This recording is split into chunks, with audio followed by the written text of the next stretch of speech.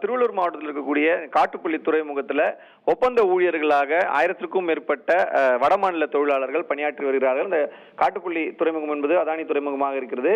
இந்த நிலையில தான் இந்த ஒப்பந்த தொழிலாளர்கள் தங்க வைக்கப்பட்டிருக்கக்கூடிய அந்த குடியிருப்பு பகுதி தற்காலிக குடியிருப்புகளாக அமைத்து தங்க வைக்கப்பட்டிருக்கிறார்கள். இங்க தங்கியிருந்த உத்தரப்பிரதேசத்தை சேர்ந்த ஒரு ஊழியர், அதாவது அந்த பணியாற்றிய ஊழியர் நேற்றிரவு மரணம் அடைந்திருக்கிறார்.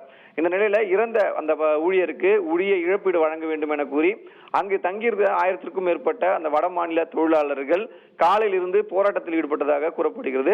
குறிப்பாக சொல்ல வேண்டும் என்றால் அந்த ஒரே நேரத்தில் 1000க்கும் மேற்பட்ட வடமாநில தொழிலாளர்கள் கூடியதால் அந்த நிர்வாகத்தினர் என்ன செய்வதென்று தெரியாமல் காவல்துறையினருக்கு தகவல் அளித்தனர்.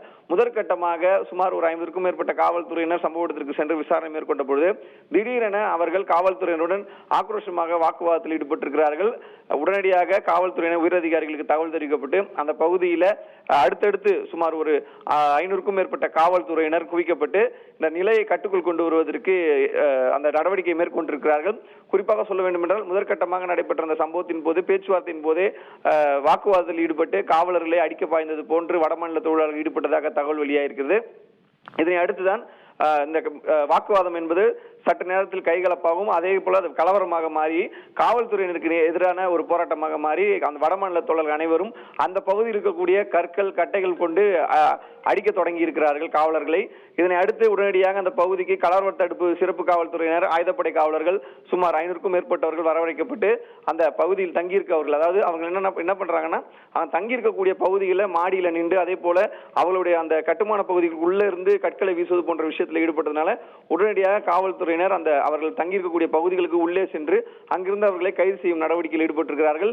இதில் அதிகாரப்பூர்வமாக தற்பொழுது வரை எத்தனை காவல்துறையினருக்கு அடிபட்டது, காயம் ஏற்பட்டது என்பது தெரியவில்லை. ஆனால் 10க்கும் மேற்பட்ட போலீசாருக்கு இந்த காயம் ஏற்பட்டிருக்கலாம் என்ற தகவலும் வெளியாயிருக்கிறது. தமிழகத்தை பொறுத்தவரையில பல்வேறு மாவட்டங்கள்ல இந்த வடமாநில தொழிலாளர்கள் பல்வேறு துறைகளில் பணியாற்றி வருகிறார்கள்.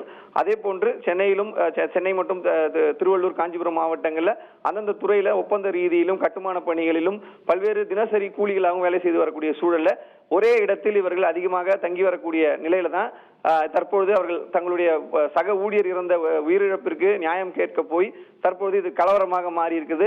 இன்றைய தினம் இது ஒரு பெரும் பரபரப்பை ஏற்படுத்தியிருக்கிறது. உடனடியாக இந்த வடக்கு மண்டல ஐஜிக்கு இது தகவல் தெரிவிக்கப்பட்டு அடுத்த கட்டமாக அந்த கலவர தடுப்பு போலீசார் சம்பவ இடத்தில் கட்டுக்குள் கொண்டு வருவதற்கான முயற்சிகளை மேற்கொண்டு வருகிறார்கள்.